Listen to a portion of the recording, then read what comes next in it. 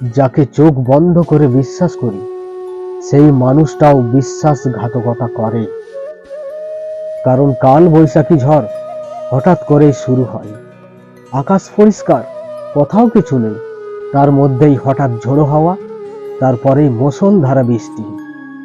অনেক দিনের আসা যাওয়ার চেনা পথটাও কখনো কখনো অচেনা হয়ে যায়। বিপদের আশঙ্কা থাকে, তাই বিশ্বাস করো, কিন্তু কাউকে অন্ধবিশ্বাস করো না।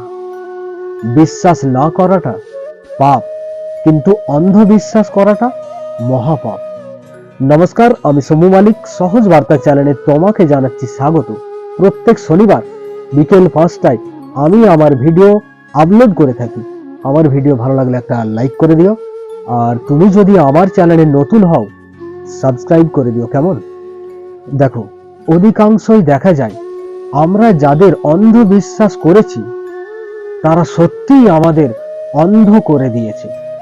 আমাদেরই চোখের আড়ালে বিশ্বাসঘাতকতা করেছে, আর আমরা সবটা জেনেও না জানার ভান করে তার প্রতি এই অন্ধবিশ্বাসটাকে আঁকড়ে ধরে বাঁচতে চেয়েছি।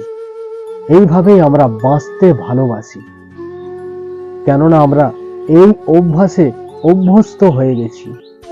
তাই তো আমরা বেঈমানির শিকার হই, তাই তো আমরা বিশ্বাসঘাতকতার শিকার হই। তুমি হয়তো বলবে, সহজ সরল মনের মানুষ হলেই অন্ধবিশ্বাস করবে, এটা আবার ভুল কিসের? কিন্তু আমি বলবো, এটা শুধু ভুল নয়, এটা একটা পাপ।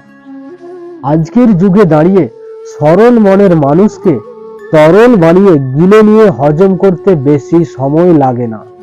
আসলে বিষয়টা সরল মনের নয়, বিষয়টা যোগ্যতার।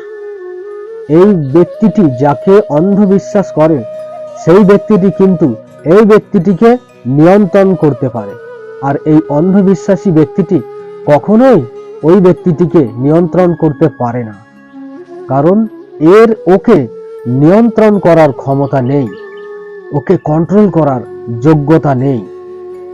তাই এই ব্যক্তিটি মেনে নিয়েছে, তুমিই আমার কাছে শ্রেষ্ঠ, তুমিই আমার কাছে সেরা, তোমার ইশারাতেই আমি বাঁচতে পারি, তোমার ইশারাতেই আমি মরতে পারি।